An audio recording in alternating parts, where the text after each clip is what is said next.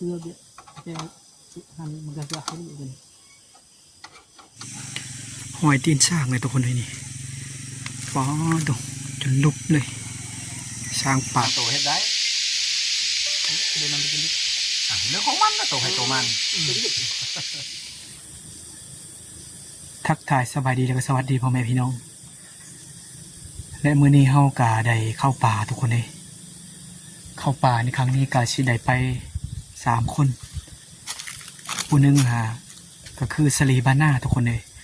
และอีกผู้หนึ่งก็คือผ่านรอดนี่แหละกับทีมงานของเฮานี่แหละถือว่าไปในครั้งนี้เฮาก็สิได้ไปนอนทุกคนเลยไปนอนคืนหนึ่งเอารถจักรไปคนละคันนี่แหละเส้นทางกะไกลพอสมควรเกือบจะได้ประมาณ50 กิโลเมตรเนี่ยทุกคนเลยและกะสิได้นอนคืนหนึ่งส่วนบาวสลีกะได้อยู่ตำลังเนี่ยแหละทุกคนเลยกำลังทาเพิ่นอยู่มื้อนี้นี่เอาสิได้ทาบาวสลีก่อนตอนนี้ก็ได้มาเปิดคลิปอยู่ในป่าทุกคน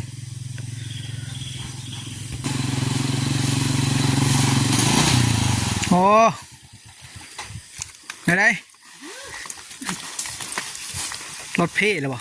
โซลุดหมอตัวเฉพาะว่าชาเนาะสิไปหลอดอยู่บ่นี่ ต่อก็หัวโซนเลยโย่ โอ้บีแตกแล้ววะ นกพี่เก๋ดิ นดตัวใดโอ้นดเข่งไหมดูมาจอดอยู่พี่รถเบาสลีโซตกพี่น้องเลยหอยสร้างป่านี่น่าจะมาเมื่อคืนนี้เลยนี่เพราะว่าแถวนี้มีปลากล้วยหลายสร้างป่าก็มักอยู่นั่นได้แปลงได้อยู่บ่ เราเดินดูเครือbị cái hànhมันจะให้ดูกัน ตัวนี้เดี๋ยวมันก็ว่าเราอีก มันจะบอก ล่วง มาลอง นึ่งล่วงหนักตัวอย่างนี้เนี่ยมันจะเกาะกันเลยต้องปกอ้าว เป็นทับบักเรียว ใช่ไหมงาน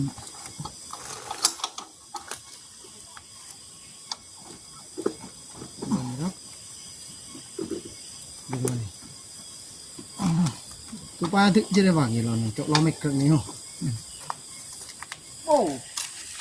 วันนี้ก็เข่งโซเรียบร้อยแล้วทุกคนเลยนี่นดมันหักไม่เกาะยังนี่มองมาสิ หมอ โอ้คักแล้วมันนี่ หมอ2 ใบ มีพาบัตร เนาะ อยู่ไหน สบายนอนป่ามานี่ ดังเป๊ะโป๊ะเป๊ะมีบัว ไปก่อนเดินทางต่อวันนี้ในพานคนหนึงก็ไปก่อนนะทุกคน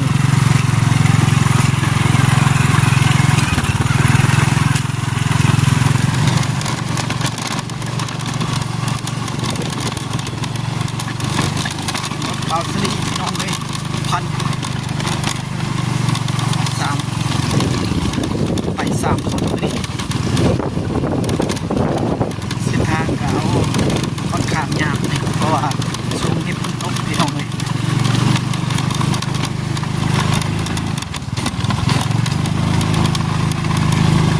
คนละขั้นไปเลยไหมที่2 คนก็ได้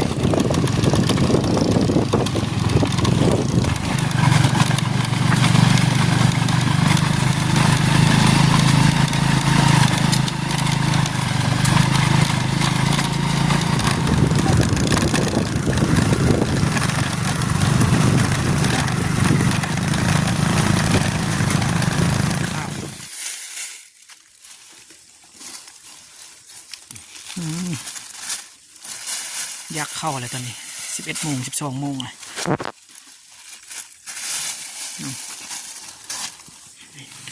หอยตีนช้างเลยทุกคนเลยนี่ฟ้าดงจนลุกเลยช้างป่าโอ้น่าจะเข้าแถวดงอย่างนี้เลยนี่รถโซย่านนี่เลยทุกคนเลยยังแปลงบ่ได้อยู่โอ้โห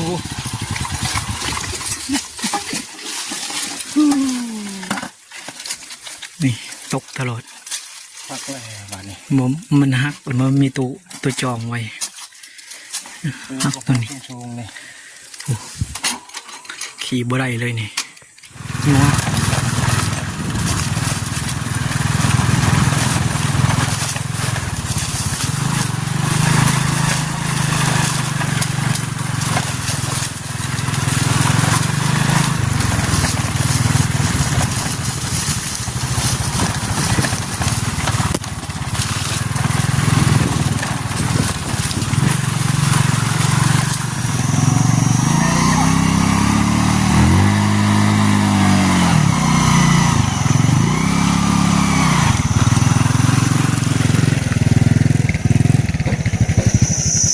บันนี้ก็สิจอดรถปะไว้อยู่นี่เลยนี่สิย่างต่อบันนี้ก็ประมาณ30-40 เมตรนี่แหละทุกคนเลยรถก็สิจอดปะนี่แหละบันนี้ย่างไปเข้มก่อนทุกคนเลยเพราะว่าเข้มอยู่ทางหน้าอยากเข้าแล้วตอนเที่ยงเลยประมาณ12 โมงนะทุกคนมาแต่บ้านกัน9 โมง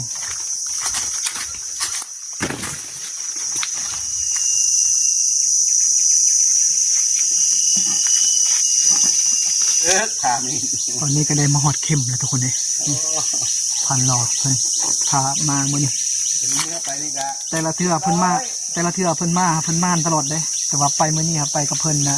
บ่ฮู้ว่าสิมานหรือบ่หากมา2-3 เทื่อเลยทางหอดบนพักอยู่บัดนี้ ปะจะมาเกิด เหียบห้อยแล้วบัดนี้ ทางที่พักก็คืออนามัยหรือมุ่งผ้า โอ้นี่ฝนตกประหยัดแล้วเนาะเสียวเนาะ โอ้ยบ่ยานแล้วปลอดภัยให้ห่วง พอดีลบพลอยู่กับพ่อแล้วสำนีเอาบัดนี้กาสิได้ออกหาอยู่หากินได้ทุกคนเลยสิได้เลาะป่านี่แหละนายพรานผู้นึงก็ไปเลยพรานหลอกเพิ่นออกก่อนเลยแล้วก็ส่วนเบาสลีบานนาเนี่ยก็นี่แหละดังฟืนดังไฟทาอยู่นี่แหละนี่ปุ่นแหละเฮาก็สิออกไปทางปุ่นแหละพรานหลอดเพิ่นขึ้นทางนี้สิได้ไปเจอกันอยู่เรื่องโพปุ่นแหละ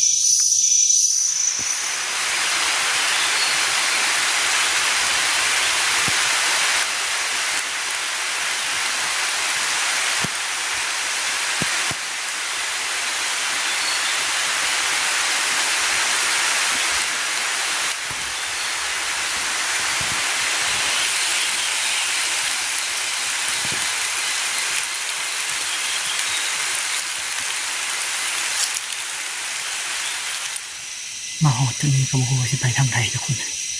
เพราะว่าบ่เคยมาทางมันมีหลายเส้น3 เส้น 4 เส้นพุ่นน่ะ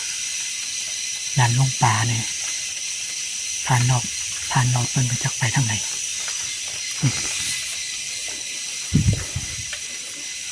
นั้นก็มีเส้นหนึ่งอีกทางนี้เส้นหนึ่งทุกคนเลยเดี๋ยวเราสิเลาะขึ้นนี่เลยนี่เลาะขึ้นจ่ายตัวนี้ก่อนคันว่าเราลงป่าแล้วก็สิได้กลับขึ้นเพราะว่าบ่เคยมาเลยทุกคน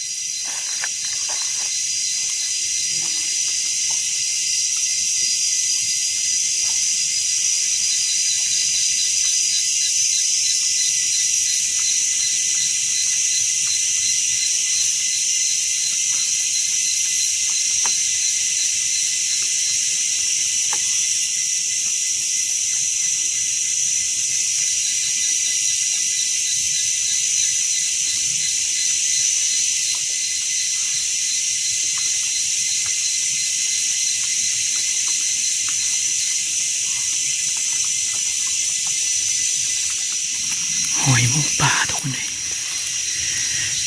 หากไม่เนี่ยน่าจะเป็นมือเสาเลยทุกคนนี่หากินมะม่วงทุกคนเลยนี่นะมะม่วงมัน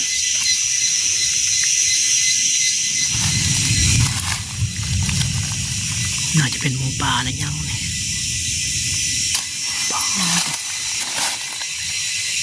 มือเสาในรถทุกคนเลย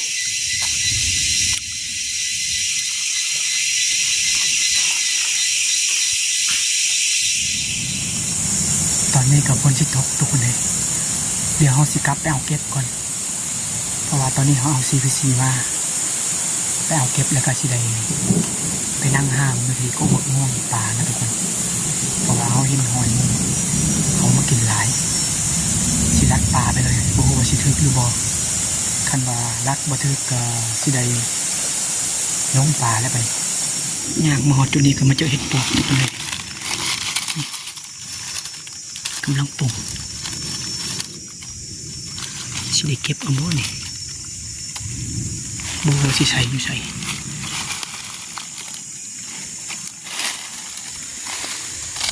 เสียดายเด้บ่มีบอนไซทุกคนเลยลัดป่าก็จักสิถึกแล้วบ่นี่ลัดไปอยู่ไปหาเข็มบ่อนพักนะทุกคนสิไปเอาเก็บมีแต่หอยมุงป่าดูทุกคนเลย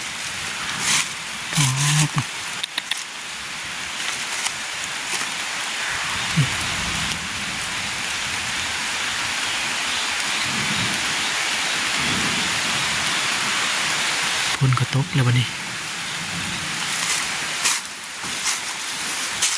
บูจะไปทางใดเลยลัดป่าแล้ววันนี้หมักไผ่สุกทุกคนเลยเต็มกกอยู่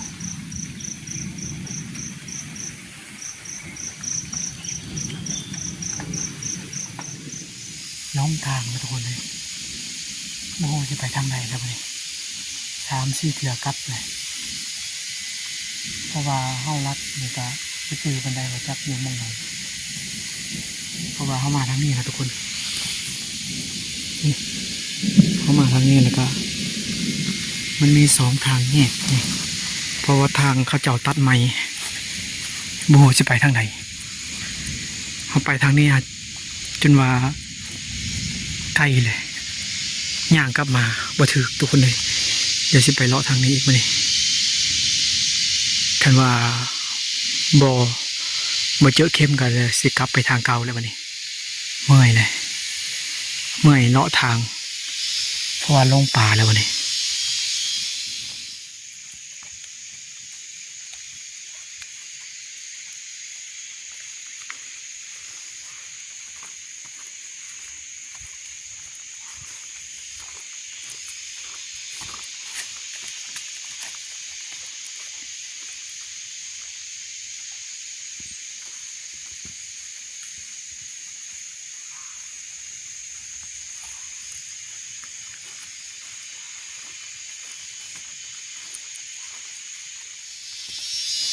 นี้ก็ได้มาเจอทางเก่าเลยทุกคนเลย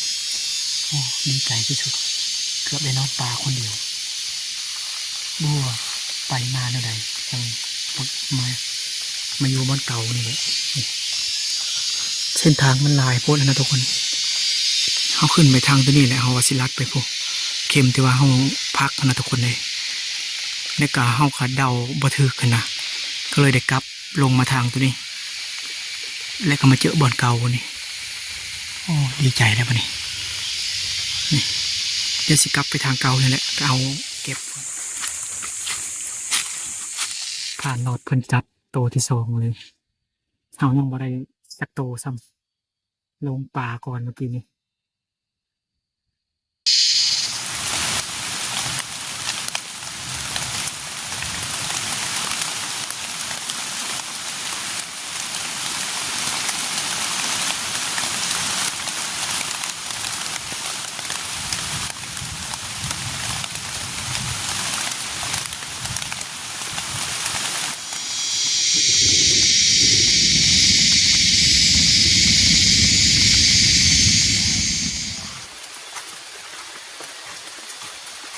ตอนนี้ก็ย่างออกจากป่าแล้วได้ทุกคนเลยฝนตกสิไปพักอยู่เข้มแหละ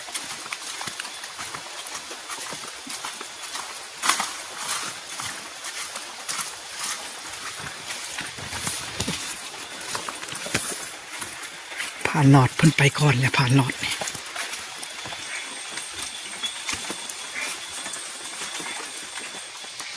ตอนนี้ก็ได้กลับมาหอดเข้มแล้วทุกคนเลยผ่านชลีเพิ่นเฮ็ดไว้เรียบร้อยเลยบ่อนพักอะไรนี่ตก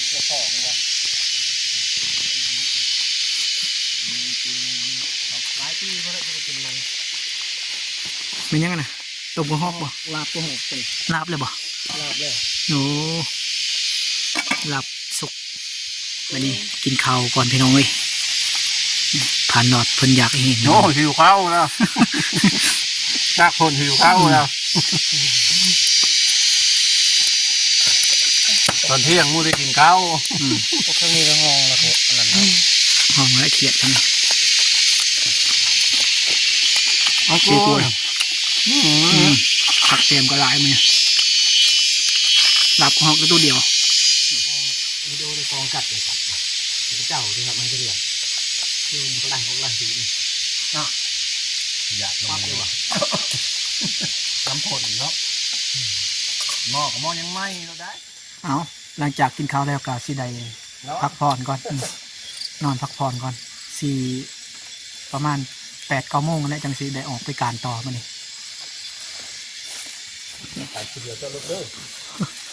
กำลังผูกเปอยู่ผ่านหลอดเพิ่นยันมันเน่ามือเผาแล้วคอนั่งนึ่งเลยเชียวเด้อห่างตัวผู้เผาตัวกินสี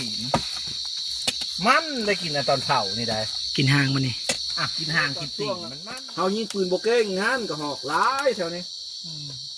ช่วงปี2010นะ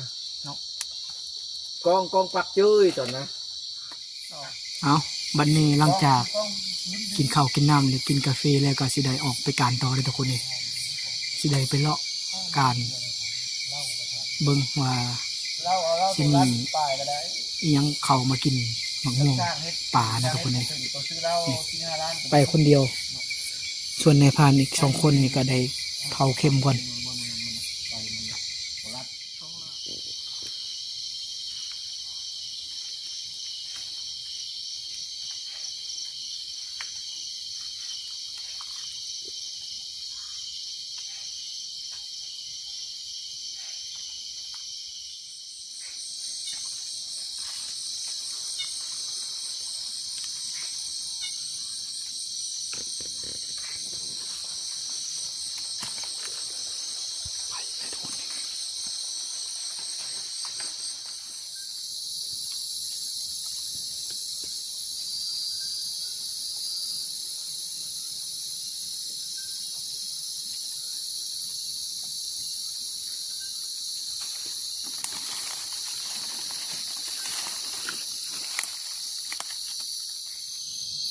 าดไปหลายชั่วโมงเลยแต่ว่าบ่พอยังจำบางน้อยก็บ่เห็นทุกคนเลยเดี๋ยวสิกลับไปเข็มแล้วมันตอนนี้ก็10 โมงปลายเลยแล้วเมื่อวันเช้าเราก็จะได้เลาะเช้าอีกจะได้ไปพักผ่อนกันมาดิ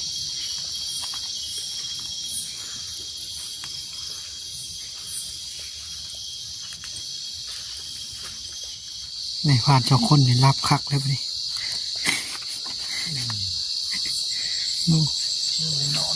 ยังบ่นอนนี่สลี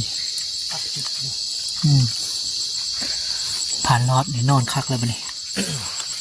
รับเลยอ่ะ โอ้ เดินมานบ่ บ่พอยังเลยเห็นแต่บางหน่อยตัวเดียวบ่ทันยิงมาจำ